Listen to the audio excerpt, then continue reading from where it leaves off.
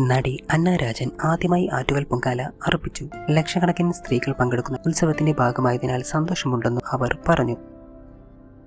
ആദ്യമായി ആറ്റുകാൽ പൊങ്കാല അർപ്പിച്ച് നടി അന്ന രാജൻ.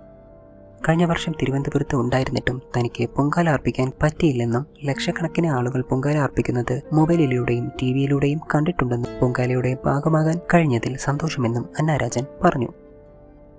ലക്ഷക്കണക്കിന് ആളുകൾ പൊങ്കാല അർപ്പിക്കുന്നത് മൊബൈലിലൂടെയും ടിവിയിലൂടെയും കണ്ടിട്ടുണ്ട്. കഴിഞ്ഞ വർഷം തിരുവനന്തപുരത്ത് ഷൂട്ടുണ്ടായിട്ടും വരാൻ പറ്റിയില്ല. ഈ വർഷം പെട്ടെന്നായിരുന്നു എല്ലാം. ഇന്നലെയാണ് പ്ലാൻ ചെയ്തത് തന്നെ. വളരെ സന്തോഷം തോന്നുന്നു. വലിയൊരു പോസിറ്റീവ് ഫീലാണ്. അനുഗ്രഹം ലഭിച്ചതായി തോന്നുന്നു. ലക്ഷക്കണക്കിന് ആളുകൾ പൊങ്കാല അർപ്പിക്കുന്നത് മൊബൈലിലൂടെയും ടിവിയിലൂടെയും കണ്ടിട്ടുണ്ട്. ഇന്നിപ്പോൾ ഞാനും അതിൻ്റെ ഭാഗമായതിനാൽ വളരെ സന്തോഷം തോന്നുന്നു. ദേവിക്ക് വേണ്ടി ഇത്രയുമൊക്കെ ചെയ്യണ്ടേ, അന്ന രാജൻ പറഞ്ഞു.